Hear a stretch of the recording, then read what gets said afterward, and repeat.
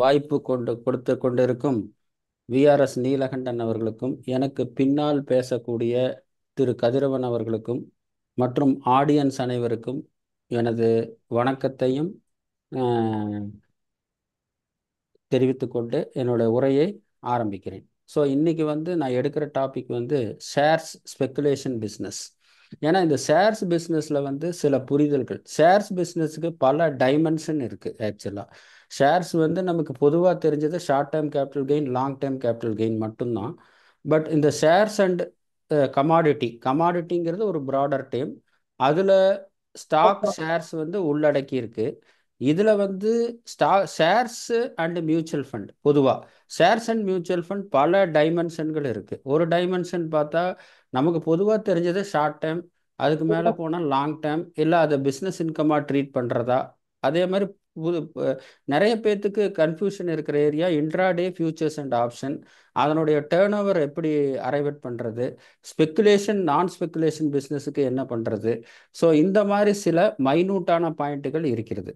So முதலாக நான் ஷேர்ஸில் short time capital gain பின்னால் எடுக்கிறேன். ஏன்னா அது எல்லாத்துக்குமே கொஞ்சம் அறிமுகம் ஆயிருக்கு, அது எனக்கு சொல்கிறதுக்கு ஈஸியாக இருக்கும். இந்த இன்ட்ராடே ஃபஸ்ட்டு ஷேர்ஸில் இன்ட்ராடே என்பதை இன்கம் டேக்ஸ் ஆக்ட் எப்படி வரையறை செய்கிறது, எங்கு வரையறை செய்கிறது, இதுதான் ஸ்பெக்குலேஷன் பிஸ்னஸ். அப்படின்னா என்ன சார்? ஸ்பெக்குலேஷன் பிஸ்னஸ்னால் நம்ம பொதுவாக பல மீனிங் இருக்கலாம், பட் நமக்கு அது செபியில் சொல்கிறதோ மற்றது சொல்கிறதோ ரெலவெண்ட் இல்லை. ஸ்பெக்குலேஷன் பிஸ்னஸ்னால் என்ன, அதை நம்ம இன்கம் டேக்ஸ் ஆக்டில் எந்த மாதிரி டீல் பண்ணணும் அப்படிங்கிறது அளவுக்கு நம்ம தெரிஞ்சிட்டா போதும். ஸ்பெக்குலேஷன் பிஸ்னஸ் என்பதை வருமான வரி சட்டம் 43 சப்செக்ஷன் 5 டிஃபைன் பண்ணுது. சரி, இந்த 43(5) டிஃபைன் பண்ணுது. இதில் என்ன ஸ்பெக்குலேஷன் பிஸ்னஸ் அப்படிங்கிறத மீன்ஸுங்கிறதுல ஆரம்பிக்குது. ஸ்பெக்குலேஷன் பிஸ்னஸ் மீன்ஸ் எப்பவுமே ஒரு இன்கம் டேக்ஸ் டெஃபினிஷனோ ஒரு ஆக்ட் டெஃபினிஷனோ இன்க்ளூட்ஸ்னு ஆரம்பித்தா வானமே இல்லை, அது மட்டும் இல்லை பிறகு இன்க்ளூட் பண்ணலாம், I mean extra. But speculation business means, எந்த ஒரு டெஃபினிஷன் மீன்ஸ்னு ஆரம்பிக்குதோ அது மோர் ஸ்பெசிஃபிக்னு அர்த்தம். அது மட்டும்தான், அதுவும் தான், ஐ மீன் ஒரு டெஃபினிஷன் ஒரு இன்கம் டேக்ஸ் டெஃபினிஷனோ ஒரு ஆக்டோட டெஃபினிஷனோ இன்க்ளூடுன்னு ஆரம்பித்தா, இன்க்ளூட்ஸ் அப்படின்னு ஆரம்பித்தா உள்ளடக்கியது அப்படின்னு சொல்லலாம், அதுவும் தான் அப்படின்னு சொல்லலாம். மீன்ஸ்னு ஆரம்பித்தான் அதுதான், specific, more specific about. So 43 subsection 5 of the income tax act speculation business என்பதை வரையறை செய்கிறது. சரி, இதனுடைய கிராமட்டிக்கல் டெக்னிக்கல் டெஃபினிஷன் மேலே கொடுத்துருக்கேன். இதனுடைய சாராம்சம் என்னன்னு பார்த்தீங்கன்னா, commodity include stock and share. இன்னைக்கு ஷேர்ஸ் மட்டும் எடுக்கிறோம். ஆக்சுவல் டெலிவரியை தவிர அன்னைக்கே நடந்து அன்னைக்கே ஸ்கொயர் ஆகிற டிரான்சாக்ஷன் ஸ்பெக்குலேஷன் டிரான்சாக்ஷன். ஏன்னா இதில் போய் செபில் ரெகுலேஷன் அதெல்லாம் நமக்கு ஓரளவுக்கு புரிதல் வேண்டியதில்லை. ஸ்பெக்குலேஷன் பிஸ்னஸ்ங்கிறத 43(5) டிஃபைன் பண்ணுது. அந்த ஷேர்ஸோ அல்லது மியூச்சுவல் ஃபண்டோ இல்லை டெரிவேட்டிவோ அன்னைக்கு டெலிவரி எடுக்காமல் அன்னைக்கே வாங்கி அன்னைக்கே ஸ்கொயர் ஆகிறது ஸ்பெக்குலேஷன் பிஸ்னஸ்னு நம்ம எடுத்துக்கலாம். ஸோ இது point number 1. So speculation business என்பது டெலிவரி எடுக்காமல் பண்ணுறது. கான்ட்ராக்ட் நோட் அன்னைக்கே ஒரு 100 ரூபாய்க்கு, இப்போ பழைய காலத்துலலாம் பார்த்தீங்கன்னா, இப்போ புக் மை ஷோ அந்த மாதிரி வந்துருச்சு. பழைய காலத்துலலாம் சினிமா டிக்கெட் எல்லாருமே இந்த லைனில் வாங்குறப்போ ஒரு 5-6 டிக்கெட் வாங்கி வச்சுக்குவாங்க.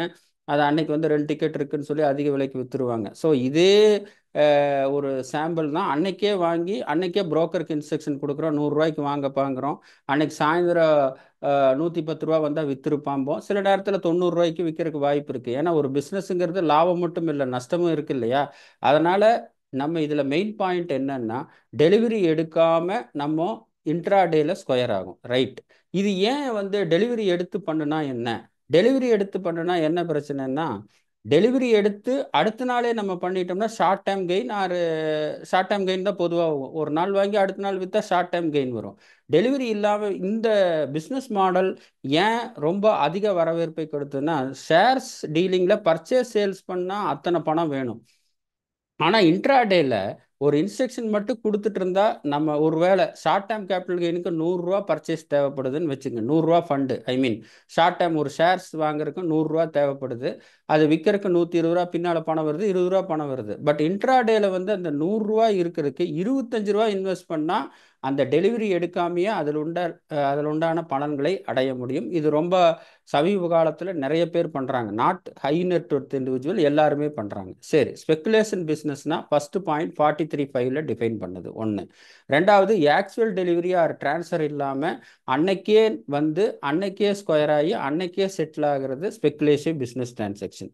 சரி சார், நம்ம கிளைண்ட்டுக்கிட்ட கேட்கும்போது எல்லாம் ஒரு எக்ஸல் சீட்டு கசகசன்னு அனுப்பிச்சி விட்டுறாரு, இது எப்படின்னா அவர்கிட்ட சொல்லி ஸ்பெகுலேஷன் பிஸ்னஸுக்கு தனியாக எக்ஸல் கொடுக்க சொல்லணும். ஏன்னா இன்னைக்கு செபிக்கு வந்து ஸ்பெகுலேஷன் ஷேர்ஸ் பிஸ்னஸோட ஐடியா நிறைய வேணும்னா கூட அந்த இன்ஃபர்மேஷன் மோராக இருக்கனால நிறைய எக்ஸல் ஃபைல் அனுப்பிச்சிடுறாங்க, நம்ம கன்ஃபியூஸ் ஆகிடுது. ஸோ நம்ம கிளியராக வந்து இன்ட்ராடே எது, ஃபியூச்சர்ஸ் அண்ட் ஆப்ஷன்ஸ் எது, ஷேர்ஸ் டெலிவரி எடுத்து பண்ணதுங்கிறது கிளியர் கட்டாக அவங்கள இன்ஃபர்மேஷன் பிரித்து கொடுக்கணும். ஏன்னா ஸ்டாக் புரோக்கருக்கு நமக்கு என்ன வேணும்னு தெரியாது. ஆக்சுவலாக அவர் ஏதோ ஒன்று அனுப்பிச்சுட்ருவார், நம்ம தான் அதோட இன்ஃபர்மேஷனை கேட்டு வாங்கணும் ஃபஸ்ட்டு. அதே மாதிரி ஸ்பெகுலேஷன் லாஸ் வந்து ஸ்பெகுலேஷன் பிஸ்னஸ் இன்கத்தில் தான் செட்டப் பண்ண முடியும். ஸ்பெகுலேஷன் லாஸ் கேரி ஃபார்வேர்ட் பண்ணால் 4 வருஷத்துக்கு பண்ணலாம், அது ஸ்பெகுலேஷன் பிஸ்னஸ் இன்கத்தில் தான் பண்ண முடியும். இதுதான் ஸ்பெகுலேஷன் லாஸ் அந்த வருஷம் ஸ்பெகுலேஷன் பிஸ்னஸ் இன்கம். பரவாயில்ல, சப்சிக்வெண்ட் இயர் 4 வருஷம் கேரி ஃபார்வேர்ட் பண்ணலாம், அதுலேயும் ஸ்பெகுலேஷன் பிஸ்னஸ் இன்கம் தான் இருக்கும். இது நார்மலானது. அடுத்தது, இந்த ஸ்பெகுலேஷன் பிஸ்னஸில் ரொம்ப எல்லாத்துக்கும் இன்ட்ராடே டிரான்சாக்ஷன் ஆர் ஸ்பெகுலேஷன் பிஸ்னஸில் எல்லாத்துக்கும் ரொம்ப காம்ப்ளிகேட்டடாக இருக்கக்கூடிய விஷயம் டேர்ன் ஓவர். ஏன்னா அந்த டேர்ன் ஓவரை நிர்ணயம் பண்ணால் தான், அந்த டேர்ன் ஓவரை டிசைட் பண்ணால் தான் இது 44AD அஃப்கோர்ஸ் நாட் வராது. டேக்ஸ் ஆடிட் கேஸ் வருமா, டேக்ஸ் ஆடிட் கேஸ் வராதா, ஏன்னா டேக்ஸ் ஆடிட் கேஸ் வருமா, டேக்ஸ் ஆடிட் கேஸ் வராதா அப்படிங்கிறது வந்து டியூ டேட் ஆஃப் ரிட்டர்னை ஃபைல் டிசைட் பண்ணுறதுக்கு உதவுது.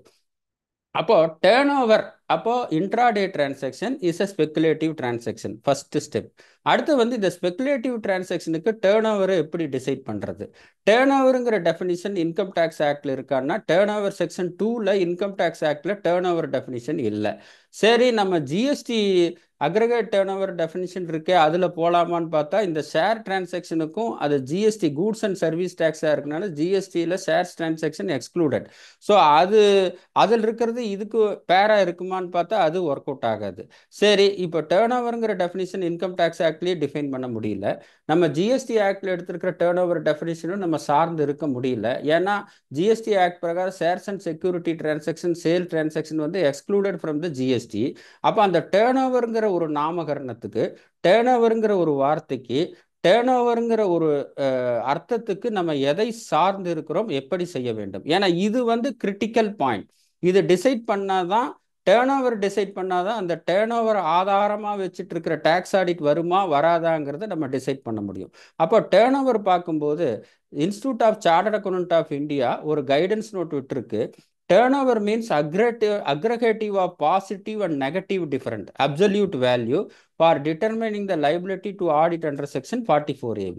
அப்போ இன்ட்ராடேல உதாரணத்துக்கு இன்ட்ராடே டிரான்சாக்ஷன் கான்ட்ராக்ட் நோட் இருக்கு. அப்படியே ஒரு இமேஜின் பண்ணுங்க.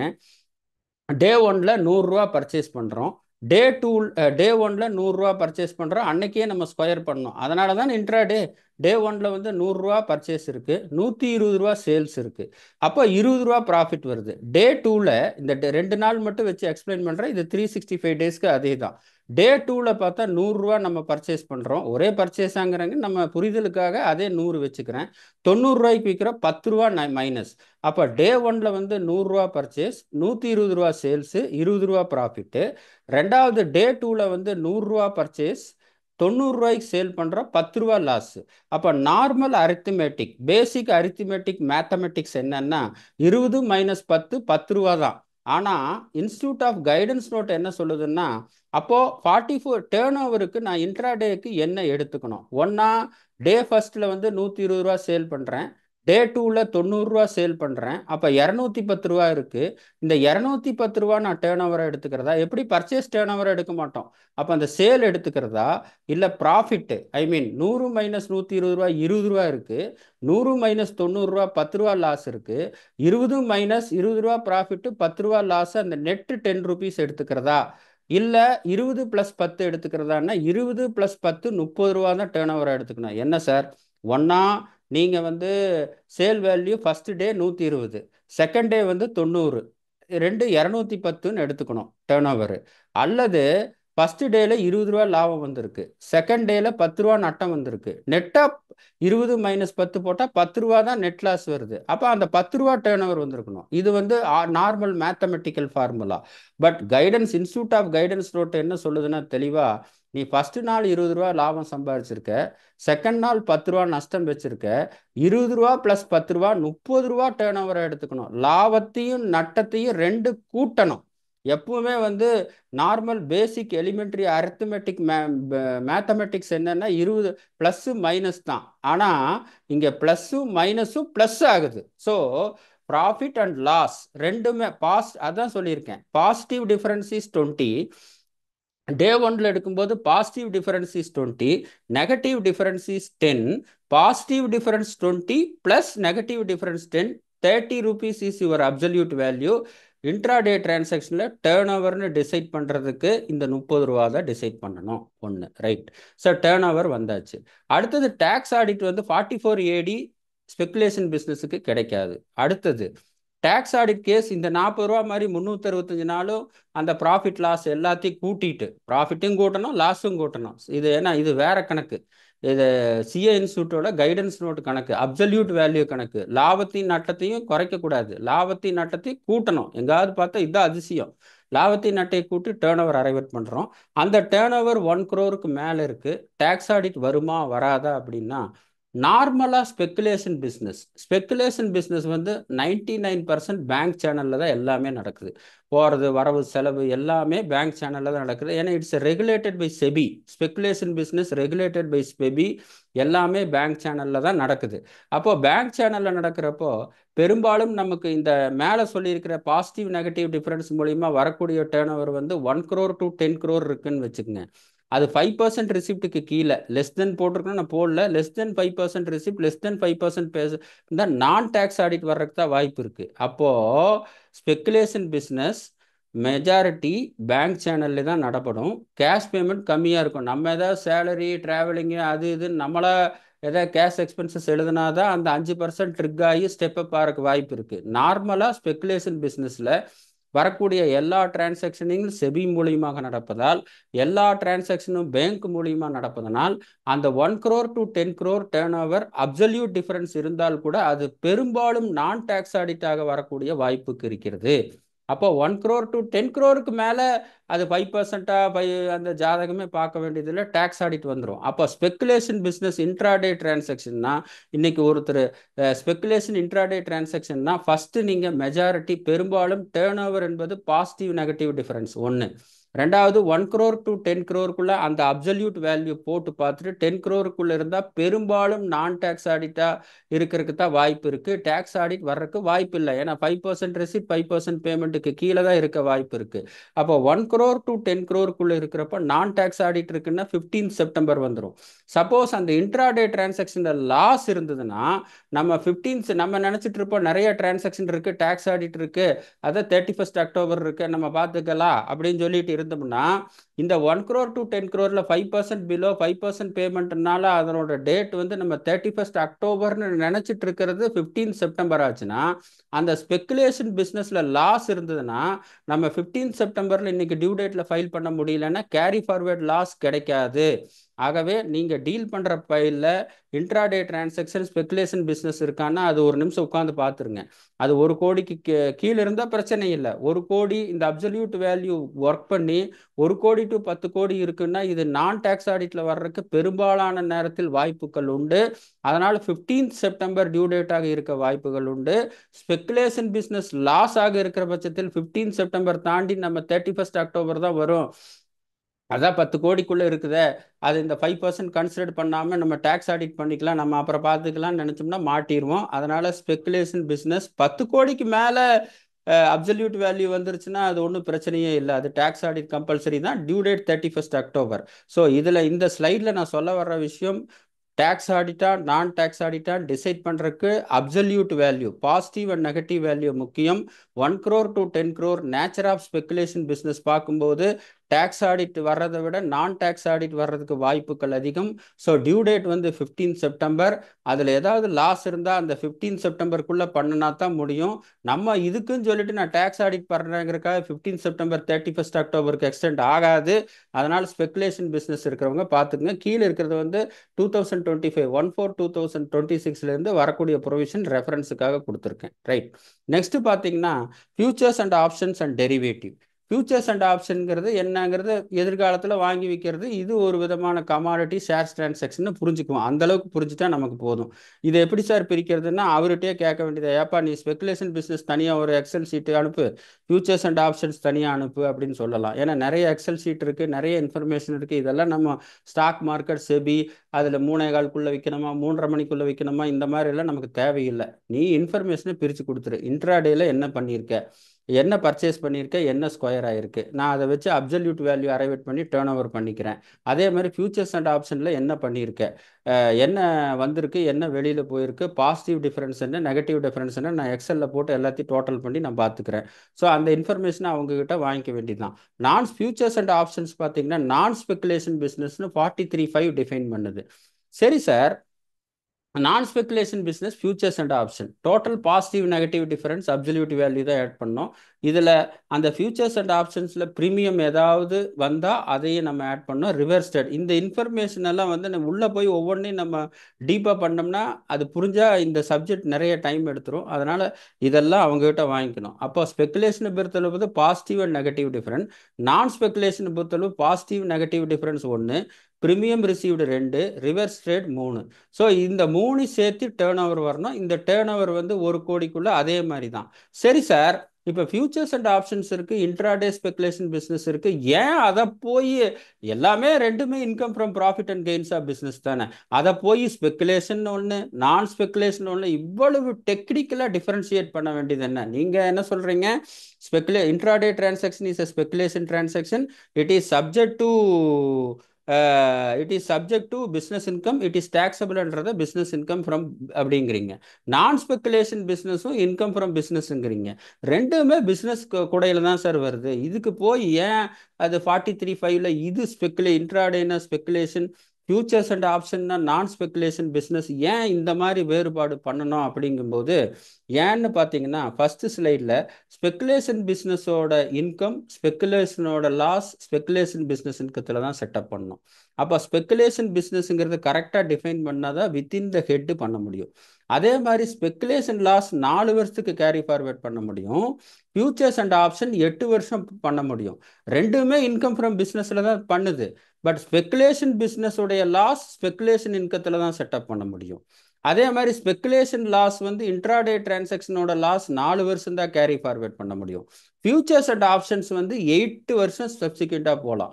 ஸோ இதில் ஹெட்டு வந்து இன்கம் ஃப்ரம் பிஸ்னஸ்ங்கிற ஒரே ஹெட்டில் வந்தால் கூட அதில் கேரி ஃபார்வேர்ட் லாஸ், செட்டப் லாஸில் சில விஷயங்கள் இருக்குது. ஸோ ஸ்பெகுலேட்டட் பாஸுக்கு குறைந்த பீரியட் 4 வருஷம் கேரி ஃபார்வேர்டும், பிஸ்னஸ் லாஸுக்கு ஃபியூச்சர்ஸ் அண்ட் ஆப்ஷன் நான் ஸ்பெகுலேட்டிவாக கருதப்பட்டு 8 இயர்ஸ் நீங்கள் பண்ணலாம். இது மட்டும் கிடையாது. ஆக்சுவலாக பிஸ்னஸ் லாஸ் பார்த்தீங்கன்னா அந்த வருஷம் வந்து சேம் ஹெட்லையும் செட்டப் பண்ணலாம். அந்த நடந்துட்டு இருக்கிற இப்போ 24-25க்கு பிஸ்னஸ் லாஸ் இருக்குன்னா அதே பிஸ்னஸ் இன்கத்துலையும் செட்டப் பண்ணலாம். எனி அதர் ஹெட்லையும் பண்ணலாம் எக்ஸப்ட் சேலரி இன்கம். அதே மாதிரி இந்த வருஷம் 10ல் அடுத்த வருஷம் பண்ணும்போது சேம் ஹெட்டில் பண்ணணும். எனி அதர் ஹெட்டில் பண்ண முடியாது. ஆனால் ஸ்பெகுலேஷன் பிஸ்னஸை பொறுத்தளவு அந்த வருஷம் பண்ணாலும் சரி அடுத்த வருஷம் பண்ணாலும் சரி அந்த ஸ்பெகுலேஷன் லாஸ் ஸ்பெகுலேஷன் பிஸ்னஸ் இன்கத்தில் தான் பண்ண முடியும். ஸோ இந்த carry forward loss, setup loss, இந்த பிரச்சனைகள் இருக்கனால நம்ம வந்து எது ஸ்பெகுலேஷன் பிஸ்னஸ் எது நான் ஸ்பெகுலேஷன் பிஸ்னஸ்ங்கிறத நம்ம நிர்ணயம் பண்ண வேண்டியது இருக்குது. ஈவன் பொதுவாக ரெண்டுமே இன்கம் ஃப்ரம் பிஸ்னஸ் ஆர் ப்ரொஃபஷனில் பண்ணியிருந்தால் கூட. ஸோ ஸ்பெகுலேஷன் நான் ஸ்பெகுலேஷன் ரெண்டுமே இன்கம் ஃப்ரம் பிஸ்னஸில் தான் டேக்ஸ் ஆகுது. இது ஒற்றுமை. பட் ஏன் இதை பிரிக்க வேண்டிய ஒரு நெசசிட்டி இருக்குன்னா ஸ்பெகுலேஷன் இன்கம் இஸ் கேரி, அந்த ஸ்பெகுலேஷன் லாஸ் ஸ்பெகுலேஷன் இன்கத்தில் தான் பண்ண முடியும். ஸ்பெகுலேஷன் லாஸ் 4 வருஷம் தான் கேரி ஃபார்வேர்ட் பண்ண முடியும். ஃபியூச்சர்ஸ் அண்ட் ஆப்ஷன்ஸ் வந்து non speculation business, normal business. Business loss வந்து பிஸ்னஸ் இன்கத்தில் பண்ணலாம், ஆனால் எனி அதர் ஹெட்டில் பண்ணலாம். இந்த டிஃபரன்ஸ் இருக்கனால அது 4 வருஷம் கேரி ஃபார்வேர்ட் பண்ணலாம், இது 8 வருஷம் கேரி ஃபார்வேர்ட் பண்ணலாம். ஸோ அடிப்படை சித்தாந்தங்கள் கேரி ஃபார்வேர்ட் லாஸ் இதெல்லாம் டிஃபரன்ஸ் இருக்கனால நம்ம இரண்டையும் பிரிக்க வேண்டிய ஒரு நெசசிட்டி இருக்கும். ஃபியூச்சர்ஸ் அண்ட் ஆப்ஷன்ஸுக்கு இதே மாதிரி தான். எஸ்டிடி செக்யூரிட்டி டிரான்சாக்ஷன் டேக்ஸ் வந்து அதில் எக்ஸ்பென்சஸாக டிஸ்அலவ் ஆகும், அந்த செக்ஷன் சொல்லியிருக்கேன். ஏன்னா security transaction tax future and ஆப்ஷன்ஸ்லேயும் சரி, ஸ்பெகுலேஷன் பிஸ்னஸ்லேயும் சரி, ஐ மீன் இன்ட்ராடே டிரான்சாக்ஷன்லேயும் சரி, எஸ்டிடி வந்து ரொம்ப நிறைய அமௌண்ட் பே பண்ணும். அந்த அமௌண்ட் வந்து not allowed as business expenses. Reference வந்து செக்ஷன் கொடுத்துருக்கேன்.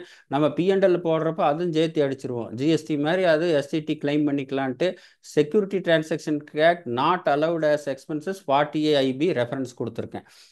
முதல்ல பேசின tax audit 1 to 10 crore, more than 10 crore இதே மாதிரி தான். சரி சார், ஸ்பெகுலேஷன் பிஸ்னஸ் ஆகட்டும், other than the speculation business ஏன் வித்தியாசம்னு சொல்லிட்டீங்க.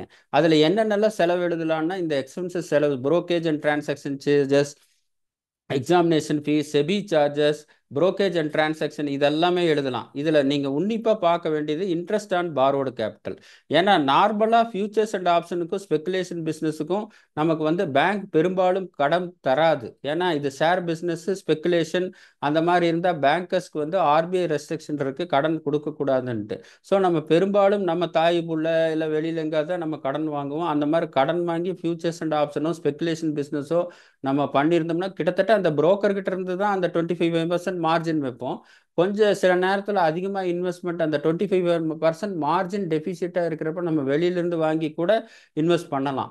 அந்த மாதிரி இருக்கிறப்போ பாரோடு கேபிட்டல் வாங்கி இன்வெஸ்ட் பண்ணோம்னா அந்த interest on borrowed capital is allowed expenditure, even private பார்ட்டிகிட்ட இருந்து வாங்கியிருந்தால் கூட. அதே மாதிரி டெப்ரிசியேஷன் அலவுடு தான். லேப்டாப் இப்போ ஸ்பெகுலேஷன் பிஸ்னஸ் ஆகட்டும், ஃபியூச்சர்ஸ் அண்ட் ஆப்ஷன்ஸாக இருக்கும், லேப்டாப் இல்லாமல் என்ன பண்ண முடியும், நமக்கு அது ஒரு ஃபர்னிச்சர் இல்லாமல் என்ன பண்ண முடியும். பட் இந்த ஃபியூச்சர்ஸ் அண்ட் ஆப்ஷன்ஸ்லையும் சரி, ஸ்பெகுலேஷன் பிஸ்னஸ்லையும் சரி, டெப்ரிசியேஷன் பார்க்கும்போது ஏதோ லேப்டாப் ஃபர்னிச்சர் எழுதுறதெல்லாம் ரைட்டு, காருக்கு டெப்ரிசியேஷனு, பிளான்ட் அண்ட் மிஷினரிக்கு டெப்ரிசியேஷன் இதெல்லாம் எழுதும்போது பின்னால் ஐடி குறி வர்றதுக்கு, வேணா காரு கீரு வர்றதெல்லாம், சார் கார் இருக்கனால தான் நான் வீட்டிலேருந்து வந்து வேலை பார்க்குறேங்கிறது ஒன்று. பட் நார்மல் பிஸ்னஸ் இன்கத்தில் இதெல்லாம் டெப்ரிசியேஷன் எழுதிக்கலாம் அப்படின்னு சொன்னால் கூட speculation and future and option depreciation எழுதுறப்போ மிக மிக கவனமாக இருக்கணும். அட்லீஸ்ட் அந்த அசட் வந்து அந்த பிஸ்னஸுக்கு ரிலேட்டடாக இருக்கணும். உதாரணம் இங்கே 2 உதாரணம் கொடுத்துருக்கேன். இப்போ லேப்டாப் இருக்குன்னா அந்த லேப்டாப் இல்லாமல் அதில் எப்படி நம்ம பண்ண முடியும்? ஸோ லேப்டாப், மொபைல் இதெல்லாம் கூட ஓகே. ஃபர்னிச்சரும் சரி, ஏதோ ஒரு சேரு கீர் எல்லாமே பண்ணணும், அதெல்லாம் ரைட்டு. அங்கே இருக்கிற ஆஃபீஸில் சேலரி இருக்கணும், இதெல்லாம் கரெக்டு. சும்மா காரோட டெப்ரிசியேஷன் கிளைம் பண்ணுறது, இதுக்கு சம்மந்தம் இல்லை பிளான்ட் அண்ட் மிஷினரி கிளைம் பண்ணுறதெல்லாம் வந்தால் பின்னால் அது டிஸ்அலவ் ஆகக்கூடிய வாய்ப்பு இருக்குது. ஸோ மீதி எல்லா எக்ஸ்பென்சஸ் எழுதனாலும் ஸ்பெசிஃபிக்காக interest on back capital and டெப்ரிசியேஷனில் மிக மிக கவனம் அவசியம். ஸோ இந்த பிபிடி ஷேர் பண்ணுறேன். இதில் இருக்கிற எக்ஸ்பென்சஸ் வந்து நீங்கள் சாம்பிளாக எடுத்துகிட்டு எழுதலாம். அடுத்தது வந்து ஷார்ட் டேர்ம் கேபிட்டல் கெயின் போயிடுறேன். ஷார்ட் டேர்ம் கேபிட்டல் கெயினில் 24-25 ஃபினான்ஷியல் இயரில் 3 மாறுதல்கள் வந்திருக்கு. ஷார்ட் டேர்ம் கேபிட்டல் கெயினில் ஃபஸ்ட்டு விஷயம் என்னன்னா 22/7/23/7 22/7 கான்செப்டாக போயிடுறேன். அப் டு 22/7 மட்டும் 12 months, 24 months, 36 monthsனு சொல்லுது. 23/7 12/24 சுருக்கிடுறாங்க. எப்படி இப்போ ஜிஎஸ்டி ரேட்டெல்லாம் 18 5 12 5 அந்த மாதிரிலாம் கொண்டு வந்திருக்காங்க இல்லையா, 5 அந்த மாதிரி ரேட் ரிடக்ஷன் அப்போவே விநாயகர் சொல்லி போட்டாங்க. ஸோ 22/7 ஷார்ட் டேர்ம் கேபிட்டல் கெயினா லாங் டேர்ம் கேபிட்டல் கெயினா நிர்ணயம் பண்ணுறதுக்கு 12 months, 24 months, 36 months அந்த மாதிரி 3 பீரியட் இருந்த 22/7 23/7 2 பீரியடாக. ஏன்னா காம்ப்ளிகேஷன், இது 12, இது 24, இது 36ன்னு நிறைய மல்டி ப்ராடக்ட் வச்சுட்டு இருந்தால் கால்குலேஷன் காம்ப்ளிகேட் ஆகும்ட்டு இதை சிம்பிளிஃபை பண்ணுறதுக்காக 23/7 2 பீரியட் தான், 12/24. நமக்கு ஷேர்ஸ் அண்ட் செக்யூரிட்டிஸை பொறுத்தளவு லிஸ்டட் செக்யூரிட்டி 12 மாதம், அன்லிஸ்டட் செக்யூரிட்டி 24 மாதம். ஸோ ஷேர்ஸை பொறுத்தளவு லிஸ்டடாக இருந்தால் 12 மாதத்துக்குள்ளே இருந்தால் ஷார்ட் டேர்ம் கேபிட்டல் கெயின், 12 மாதத்துக்கு மேலே போனால் லாங் டேர்ம் கேபிட்டல் கெயின். அதே மாதிரி அன்லிஸ்டட் செக்யூரிட்டி 24 மாதத்துக்கு கீழே இருந்தால் ஷார்ட் டேர்ம் கேபிட்டல் கெயின், 24 மாதத்துக்கு மேலே போனால் long term capital gain. So rate வந்து equity share and equity mutual fund. ரெண்டாவது இது 3 பாகங்களாக இருந்தது. 12/24/36 வந்து 12/24 பண்ணுது. சார் இது 24/25க்கு நியூ ஸ்கீம், ஓல்டு ஸ்கீம் 22/7 23/7 இதெல்லாம் பண்ணலான்னா இந்த வின்மேன் சாரில் டேட் ஆஃப் ட்ரான்ஸ்ஃபர் கொடுத்தா அதே செக்ரிகேட் பண்ணி கொடுத்துக்குது. ஆக்சுவலாக மேக்ஸிமம் யாரும் பெரும்பாலும் மேனுவலாக ஒர்க் பண்ணுறதில்ல. வின்மேன் சரல், கம்ப்யூட்டர்ஸ் இந்த மாதிரி சாஃப்ட்வேரில் டேட் ஆஃப் ட்ரான்ஸ்ஃபர் பண்ணும்போது அதே செக்ரிகேட் பண்ணி டோட்டல் இன்கம் ஸ்டேட்மெண்ட் மட்டும் லூப் கொண்டு போய் அதே செக்ரிகேட் செக்ரிகேட் பண்ணிக்குது. ஸோ இதில் டேக்ஸ். ரெண்டாவது விஷயம் நம்ம தெரிஞ்சுக்க வேண்டிய கான்செப்ட், லிஸ்டட் 12 மாதம், அன்லிஸ்டட் 24 மாதம். இது ஒன்று. ரெண்டாவது வந்து rate of tax. Special rate of tax வந்து 22/7 24 மட்டும் 15%, அதுக்கப்புறம் 20%. இது எல்லாருக்கும் தெரிஞ்சது தான். ஸோ எதை இன்க்ரீஸ் பண்ணியிருக்காங்கன்னா, நெட்வொர்த் இண்டிவிஜுவல் தான் இந்த ஷேர் மார்க்கெட்டில் பண்ணுறாங்கன்ட்டு. பட் நெட்வொர்த் இண்டிவிஜுவல் மட்டும் பண்ணுறது இல்லை, ஏதாவது ஒரு இன்கம் ஏர்ன் பண்ணலான்னு ஆசை இருக்கிறவங்க கூட இதில் பண்ணுறாங்க. பட் அதில் சொல்கிற ரீசன், கவர்மெண்ட் சொல்கிற ரீசன், ஏன் 22/7/24 short term capital gain equity oriented ஃபண்டுக்கும் இதுக்கும் நாங்கள் 20% கொண்டு வர்றோம்னா ஹை நெட்வொர்த் இண்டிவிஜுவல்னு சொல்கிறாங்க. அதர் ஷார்ட் டேர்ம் கெயின் வந்து அப்ளிகபிள் ரேட். அப்போ ஷார்ட் டேர்ம் கேபிட்டல் கெயினை பொறுத்தளவு ரெண்டு விஷயங்கள் இருக்குது. பின்னால் பார்த்தீங்கன்னா 111A ஒரு செக்ஷன். அந்த செக்ஷன் வந்து equity share units of equity mutual ஃபண்டுக்கு மட்டும் அப்ளிகபிள் ஆகும். So specific, more specific. இப்போ எப்படி லேண்ட் அண்ட் பில்டிங் மட்டும் அப்ளிகே ஆகுங்கிற மாதிரி 111A ஷார்ட் டைம் கேபிட்டல் கெயினை பொறுத்தளவு நம்ம ரெஃபர் பண்ண வேண்டிய செக்ஷன் 111A. பெருமாள் நாமம் வச்சுக்க வேண்டியதுதான் 111A. Equity shares and units of equity mutual fund. Business trust நார்மலாக டீல் பண்ணுறதில்ல. Chargeable to STT. அப்படி இருந்தால் 22/7 மட்டும் 15%, 23/7 மட்டும் 20%, அப்கோர்ஸ் எஜுகேஷன் செஸ் 4% வரும். ஸோ இந்த அசட் நம்ம கேபிட்டல் கெயின் வந்தால் 111A ஃபிட் ஆகும். 111A basic exemption available for resident individual and HF. So basic exemption கிடைக்கும். ஏடிசி அண்ட் ஏடியு நாட் கிடைக்காது. ஸோ டேக்ஸ் ரிபேட் 87A கிடைக்காது. ஆக்சுவலாக என்னன்னு பார்த்தா இந்த 87A ஒரு காம்ப்ளிகேட்டட் இருக்குது. இப்போ ரீசெண்டாக வந்த இதில் பிபிடியில் கொடுக்கல. 87A short term capital gain கொடுத்து 12/8/2025 அகமதாபாத் ட்ரிபியூனலில் ஒரு கேஸில் வந்திருக்கு. ஜெய்ஸ்ரீ பென் ஜெயந்தி பாய் பல்சேனா. இதை சாட் ஜிபிடியில் போட்டிங்கன்னா ரீசெண்ட் கேஸில் ஆன் ஷார்ட் டைம் இது 87A rebate on short time capital gain போட்டிங்கன்னாவே இந்த கேஸில் எடுத்துகிட்டு வருது. இதில் என்ன சொல்கிறாங்கன்னா, இந்த கேஸில் ஷார்ட் டைம் கேபிட்டல் கெயினுக்கும் 87A ரிபேட் அவைலபிள். முதல் பாயிண்ட், 87A ரிபேட் அவைலபிள். சரி, ஏன் அவைலபிள்னு கேட்டால் செக்ஷன் 111Aலையோ 111Aனா short time capital gain taxable at special rate அல்லது 87A ரிபேட்லேயோ, இந்த ரெண்டு செக்ஷன்லேயோ இதுக்கு உண்டான ரெஸ்ட்ரிக்ஷன் எதுவும் சொல்லாதப்போ 87A ரிபேட் எப்படி ரெஸ்ட்ரிக்ட் பண்ண முடியும்? ஸோ அதனால் 87A வந்து short time capital gain on ஷேர்ஸுக்கும் அவைலபிள் அப்படிங்கிறாங்க. பட் ஆனால் இன்னைக்கு வந்து சிபிசியில் பெங்களூர்லேருந்து வர்ற நிறைய விஷயங்கள் வந்து இந்த ஷார்ட் டைம் கேபிட்டல் கெயினுக்கு 87A ரிபேட் கிடையாதுங்கிற மாதிரி டிமாண்ட் நோட்டீஸ் வருது. அந்த மாதிரி டிமாண்ட் நோட்டீஸ் வரும்போது நமக்கு இருக்கக்கூடிய சொல்யூஷன், ஏன்னா சிபிசி வந்து Bangalore processing central processing unit 87A வந்து short time capital gain special ரேட்டில் டேக்ஸ் பண்ணால் அது கிடைக்க மாட்டேங்குது. அது டிமாண்ட் நோட்டீஸ் வருது. இந்த டிமாண்ட் நோட்டீஸ் 143(1A) அட்ஜஸ்ட்மெண்ட்டில் பிரைமா பேசி அட்ஜஸ்ட்மெண்ட்டில் வருது. இதை எதிர்த்து நம்ம 154 ரெக்டிஃபிகேஷன் ஃபைல் பண்ணலாம் அல்லது 263 ரிவிஷன் போகலாம், கமிஷனர் அப்பீல் போகலாம். பட் கமிஷனர் அப்பீல் போகும்போது 20% கட்டிட்டு போகணும். இல்லை இதெல்லாம் சின்ன அமௌண்ட்டாக இருந்தால் கட்டிட்டு சரி அடுத்த வேலையை பார்க்கலாம். ஸோ சொல்கிறது என்னென்னா 87A ஷார்ட் டைம் கேபிட்டல் கெயினுக்கு கிடைக்குமா கிடைக்காதான்னா, இப்போ ரீசெண்ட் வந்திருக்கிற டெசிஷன் வந்து 87A ஷார்ட் டைம் கேபிட்டல் கெயினுக்கும் கிடைக்கும். இது எது மட்டும்னா 31/3/25 மட்டும். 25-26 ஃபினான்ஷியல் இயர், 26-27க்கு ஃபினான்ஸ் ஆக்டில் அமெண்ட்மெண்ட் வந்துருச்சு. ஸ்பெஷல் ரேட்டுக்கு 87A கிடைக்காதுன்னு சொல்லி அமெண்ட்மெண்ட் வந்தாச்சு. அப்போது 31/3/24க்கு 143(1) நோட்டீஸ் வரலாம், அதுக்கு 154 ரெக்டிஃபிகேஷன் பண்ணலாம், இல்லை 263 கமிஷனர் ரிவிஷன் போகலாம், இந்த மாதிரி ஏதாவது பண்ணலாம், இல்லை அப்பீல் போகலாம். பட் 31/3/25க்கும் ஷார்ட் டைம் கேபிட்டல் கெயினுக்கு 87A அப்ளிகபிள். இப்போ ரீசெண்டாக வந்திருக்கிற அகமதாபாத் ட்ரிபியூனல் பிரகாரம். ஆனால் 25-26 ஃபினான்ஷியல் இயர் 25-26 அசஸ்மெண்ட் இயர் 26-27லேருந்து 87A ரிபேட் வந்து short time capital gain special rate of டேக்ஸுக்கு கிடைக்காது. ஸோ 24-25க்கு நம்ம தப்பிச்சுக்குவோம், 26க்கு வந்து கிடைக்காது. சப்போஸ் 143(1) நோட்டீஸ் வந்து ஒரு 5000க்கு எழுந்தால் சிவனேன்னு கட்டிட்டு போகிறது நல்லது.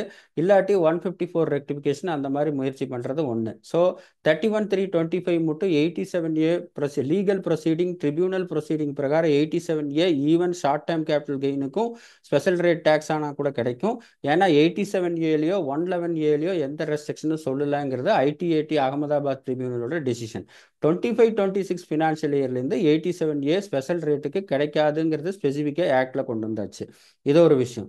அடுத்தது வந்து உங்களுக்கு இந்த ஷார்ட் டைம் கேபிட்டல் லாஸ் எல்லாம் தெரிஞ்சது தான். கேபிட்டல் லாஸ் வந்து 8 வருஷம் பண்ணலாம், ஷார்ட் டைம் கேபிட்டல் லாஸ் இதில் பண்ணிக்கலாம். இதெல்லாம் வந்து இது சாதாரணமாக இருக்கிறது தான். இந்த பிபிடி ஷேர் பண்ணுற எல்லாத்துக்குமே இது வந்து அந்த வின்மேன் ஷேர்லேயே ஆட்டோமேட்டிக்காக பண்ணிடுது. நம்ம இது வந்து தியரிட்டிக்கலாக நம்ம பேசினா கூட அந்த சாஃப்ட்வேர் பண்ணும்போது அதற்கு மீறி நம்ம பண்ணும்போது அதே விடாது. அதே அதுக்கு செட்டப் பண்ணும். உதாரணத்துக்கு பார்த்தீங்கன்னா ஷார்ட் டைம் கேபிட்டல் லாஸ் இருக்குன்னா லாங் டைம் கேபிட்டல் கெயின்லேயும் செட்டப் பண்ணலாம், ஷார்ட் டைம் கேபிட்டல் கெயின்லேயும் பண்ணலாம். லாங் டைம் கேபிட்டல் லாஸை நீங்கள் லாங் டைம் கேபிட்டல் கெயினில் தான் பண்ண முடியும். ஒருவேளை லாங் டைம் கேபிட்டல் கெயின் இல்லைன்னா ஷார்ட் டைம் கேபிட்டல் கெயின் இருந்தால் அது செட்டப் பண்ணலான்னா அந்த சாஃப்ட்வேர் விடுறது இல்லை. பட் இது கான்செப்ஷனலாக அண்டர்ஸ்டாண்டிங் பண்ணுறதுக்காக இந்த பிபிடி கொடுத்துருக்கேன், இது ஷேர் பண்ணுறேன். அடுத்த இஷ்யூ என்ன பண்ணுறேன்னா அப்போது ஷார்ட் டைம் கேபிட்டல் கெயினில் நமக்கு வந்திருக்கிற இஷ்யூ என்னன்னா 12, 24, 36ங்கிற 3 பீரியட் இருக்கிறது. 23/7 12, 24ன்னு பண்ணுது. 12 வந்து லிஸ்டட் ஷேர்ஸுக்கு, 24 வந்து அன்லிஸ்டட் ஷேர்ஸுக்கு. அடுத்து ரேட் ஆஃப் டாக்ஸேஷன் 22/7 மட்டும் 15%, 23/7லேருந்து 20%ஆக உயர்த்தப்படுகிறது. இது வந்து short time capital gain. Rebate under section 87A பேசிட்டேன். அடுத்தது வந்து லாங் டைம் கேபிட்டல் கெயினில் என்னன்னு பார்த்தா அதே மீதி இருக்கிற ஷார்ட் டைம் கேபிட்டல் கெயின் வந்து இந்த equity shares, equity oriented mutual fund மட்டும்தான் 111A. மீதி இருக்கிறது எல்லாமே normal rate of tax. So suppose அந்த இண்டிவிஜுவலுக்கு வந்து 5%, 10%, இல்லை பார்ட்னர்ஷிப் ஃபார்மாக இருந்தால் 30%, கம்பெனியாக இருந்தால் அந்த ரெஸ்பெக்டிவ் ஸ்லாப் ரேட் ஆகும். இப்போ சொன்ன 111A திருப்பி நான் சொல்கிறேன், equity share and units of equity mutual ஃபண்டுக்கு மட்டும் அப்ளிகபிள். அது எஸ்டிடி சஃபர் ஆகிருக்கணும். இது ஒரு இது. அடுத்து லாங் டேர்ம் கேபிட்டல் கெயின் போகும்போது equity shares and equity oriented mutual fund வந்து 10%, 22/7 மட்டும். ஆஃப்டர் 23/7ல் 12.5. செக்ஷன் 112 லாங் டேர்மில் 2 ப்ராடக்ட் இருக்குது. 112A equity share, equity oriented fund 10% 22/7க்கு முன்னால். இதை ரெண்டை தவிர அதர் அசெட் எல்லாம் 20% வித் இண்டெக்ஸேஷன் இருந்தது, செக்ஷன் 112. இப்போ என்ன பண்ணிட்டாங்கன்னா 23, நீ 10 வேண்டாம் 20 வேண்டாம் எல்லாத்துக்கும் 12.5 அப்படின்னு சொல்லிட்டாங்க. அதே மாதிரி லாங் டைம் கேபிட்டல் கெயினில் 1 லட்ச ரூபா எக்ஸம்ஷன் இருக்கும், 1,25,000 நமக்கு கிடைக்குது. ஸோ லாங் டைம் கேபிட்டல் கெயினை பொறுத்தளவு முதல்ல 22/7 மட்டும் 2 செக்ஷன் இருந்தது, 112A. அது பிரகாரம் 10% long term capital gain tax. Other asset 20% இருந்தது, செக்ஷன் 12. 23/7ல் இந்த 10%, 20% பஜனையே இல்லை. 12.5% all category of item.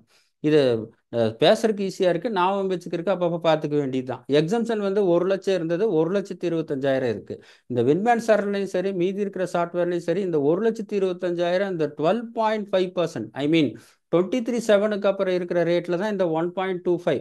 It is advantage to the அசஸி. Even 1.25 வந்து 14லேருந்து 31.3 மட்டும் கன்சிடர் பண்ணோன்னு சொன்னால் கூட இந்த வின்மேன் சர்லையும் சரி, எனக்கு சிலர் சொன்னாங்க இந்த ஐடி யூட்டிலிட்டிலையும் சரி, இந்த 1.25 வந்து டிஃபால்ட்டாக அந்த 12.5% கேட்டகரி, ஐ மீன் 23/7க்கு அப்புறம் வரக்கூடிய லாங் டைம் கேபிட்டல் கெயினில் ஆட்டோமேட்டிக்காக அட்ஜஸ்ட் பண்ணிக்குது. இது ஒன்று. அதே மாதிரி 23/7லேருந்து உங்களுக்கு எல்லாத்துக்கும் தெரியும் இண்டெக்ஸேஷன் இல்லை. ஸோ லாங் டைம் கேபிட்டல் கெயினை பொறுத்தளவு 12.5ன்னு ஒரே தாரகம் வந்துடும். அதுக்கு முன்னால் 10%, 20% இருந்தது. பேசிக் எக்ஸம்ஷன் 1 லேக்லேருந்து 1,25,000 மட்டும் போச்சு, இண்டெக்ஸேஷன் இல்லை. இது ஒன்று. அடுத்தது இது long time capital gain, short time capital gain கொஞ்சம் ஸ்பீடாக போயிட்டேன், ஏன்னா அது எல்லாத்துக்கும் நம்ம புழங்கிட்டு இருக்கனால நமக்கு தெரியும். அடுத்தது மிக மிக ஒரு குரூஷியல் பாயிண்ட் என்னன்னு பார்த்தீங்கன்னா, ஒரு ஷார்ட் டைம் கேபிட்டல் கெயின் ஆகட்டும், லாங் டைம் கேபிட்டல் கெயின் ஆகட்டும், இதை பிஸ்னஸ் இன்கமாக கேபிட்டல் கெயினான்னு முடிவெடுக்கிறதுல ரொம்ப ரொம்ப சிக்கல்.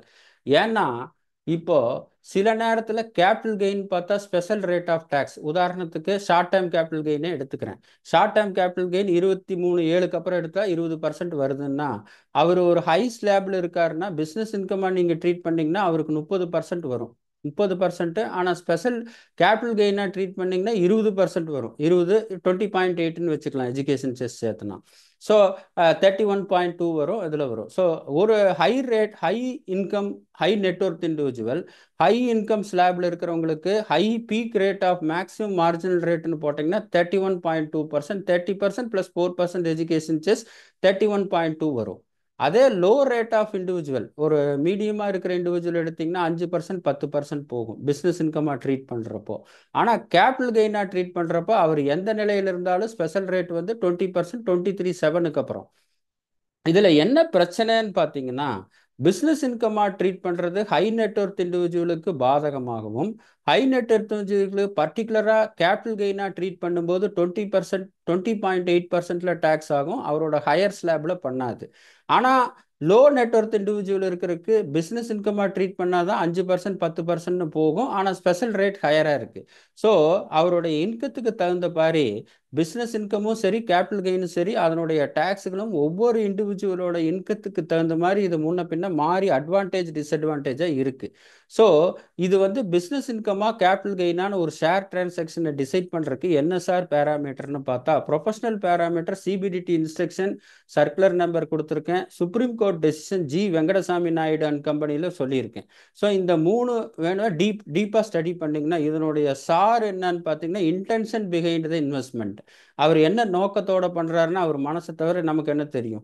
தெரியாது. இது ஒரு தியரட்டிக்கல் ஆஸ்பெக்ட் தான். But frequency and volume of transaction 365 நாளில் ஒருத்தர் ஷேர் டிரான்சாக்ஷன், மியூச்சுவல் ஃபண்ட் டிரான்சாக்ஷனே பண்ணிட்டு இருந்தாருன்னு வச்சுக்கோங்க. 365 நாளில் ஒரு 150 நாள், 200 நாள் அதே தொழிலாக பண்ணிட்டு இருக்காருன்னா அது தொழில் தான். ஃப்ரீக்வன்சி ஒரு 365 நாளில் எவ்வளவு நாள் பண்ணுறாருங்கிறது ஒரு ரெஃபரன்ஸ். வால்யூம் வந்து ஒரு ரெஃபரன்ஸாக எடுத்துக்கலாம். ஒரு நாளில் 1 கோடி பண்ணலாம், 10 லட்சம் வந்து 300 நாளில் பண்ணலாம். ஸோ ஃப்ரீக்வன்சி அண்ட் வால்யூம் ஒரு கன்சிடரேஷனாக, ஜாயின்ட் கன்சிடரேஷனாக இருந்தாலும் ஃப்ரீக்வன்சி ஒரு வருஷத்தில் அவர் ஃப்ரீக்வெண்ட்டாக பண்ணிகிட்டே இருக்காரா இல்லையா, அதே தொழிலாக பண்ணிட்டு இருக்காரா இல்லையா. கடைசி பாயிண்ட் பார்த்தீங்கன்னா time devoted. So time devoted, frequency, volume இந்த 3மே வந்து அதிகமாக பண்ணுறப்ப அது பிஸ்னஸ் இன்கமாக ட்ரீட் பண்ணுறதுக்கு வாய்ப்பு இருக்குது. ஏன்னா அதே தொழிலாக உட்காந்துட்டு இருக்கிறப்ப எப்படி இன்வெஸ்ட்மெண்ட் நேச்சர்னா நீங்கள் 365 நாள் அதில் உட்காந்துருப்பீங்களா? அது தொழிலாக இருக்கனால தானே பண்ணுறோம். ஸோ இதோட கைடன்ஸ் என்னன்னா, அதில் என்ன டைம் காலையில் 9 மணிக்கு ஓப்பன் பண்ணிட்டு சாயந்தரம் ஸ்டாக் மார்க்கெட் க்ளோஸ் பண்ணுற மட்டும் அவரோட டைம் பூரா அதில் கொடுத்துட்ருக்காரு. ஃப்ரீக்வன்சி இருக்குது, அதனுடைய வால்யூம் இருக்குது, இந்த ரெட்டில் போட்டிருக்கிறது. மீதி எல்லாம் வந்து அசட் எப்படி ரெக்கார்ட் பண்ணுங்கிறது இந்த 3ம் வந்து டிசைட் பண்ணுது. ஏன்னா பிஸ்னஸ் இன்கமாவோ கேபிட்டல் கெயினாவோ டிசைட் பண்ணுவோம். டிபார்ட்மெண்ட் வந்து குறிப்பாக ஹை ரேட் ஆஃப் இண்டிவிஜுவலில் கேபிட்டல் கெயினை வந்து பிஸ்னஸ் இன்கமாக கொண்டு போகிறதுக்கு தான் வாய்ப்பு அதிகம். ஏன்னா மீறினா short time capital gain 20%, long time capital gain 12.5%, high ரேட்டில் போகும்போது 30-35% கூட டேக்ஸ் வர்றப்போ கேபிட்டல் கெயின் டிரான்சாக்ஷனை டிபார்ட்மெண்ட் வந்து ஏன் பிஸ்னஸ் இன்கமாக இருக்கக்கூடாதுங்கிறத நிர்ணயம் பண்ணுறதுக்கு மேலே இருக்கிற பேராமீட்டரை எடுத்துட்டு என்கொயரி பண்ணி பண்ணுறதுக்கு வாய்ப்பு இருக்கு. ஸோ இதுலேருந்து சொல்றது என்னன்னா, ஷார்ட் டைம் கேபிட்டல் கெயின் ரெகுலராக பண்ணிட்டு இருக்கிறப்போ, ஃப்ரீக்வன்சியாக பண்ணிட்டு இருக்கிறப்போ, அதிக வால்யூம் பண்ணிட்டு இருக்கிறப்போ, டைம் டிவோட் பண்ணிட்டு இருக்கிறப்போ கேபிட்டல் கெயினை விட பிஸ்னஸ் இன்கமாக வந்துடுறது தான் நல்லது. சரி, பிஸ்னஸ் இன்கமாக வர்றதுல நமக்கு என்ன நன்மைகள் இருக்குது அப்படின்னு பார்த்தா, பிஸ்னஸ் இன்கம்னு ஒன்று பண்ணிட்டீங்கன்னாவே எல்லா எக்ஸ்பென்சஸ் எழுதலாம். நம்ம கண் முன்னால் ட்ராவலிங்லேருந்து பூஜாலேருந்து எல்லா எக்ஸ்பென்சஸும் கண் முன்னால் ஓடும். ஆனால் கேபிட்டல் கெயின் எடுக்கிறப்போ cost of acquisition, cost of improvement, cost incurred for the purpose of transfer மட்டும்தான் வரும். பிஸ்னஸ் இன்கத்தை பொறுத்தவரை நீங்கள் எல்லா செலவும் எழுதலாம்.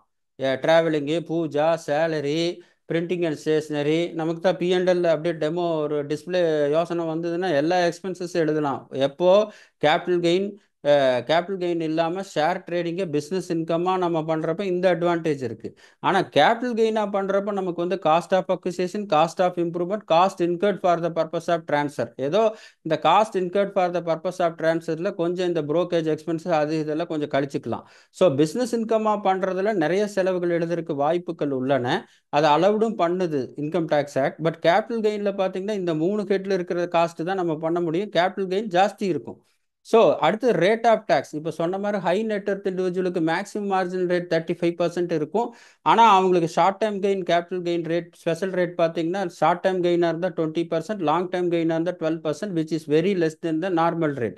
அந்த மாதிரி சூழ்நிலையில் பார்க்கும்போது ஹை நெட்ஒர்த் இண்டிவிஜுவலுக்கு வந்து பிஸ்னஸ் இன்கமாக கேபிட்டல் கெயின் டிரான்சாக்ஷனை டிஃபைன் பண்ணும்போது ஈவன் அதிக எக்ஸ்பென்சஸ் எழுதலாம் என்று இருந்தால் கூட அதிகமாக டேக்ஸ் வர்றதுக்கு வாய்ப்பு இருக்குது.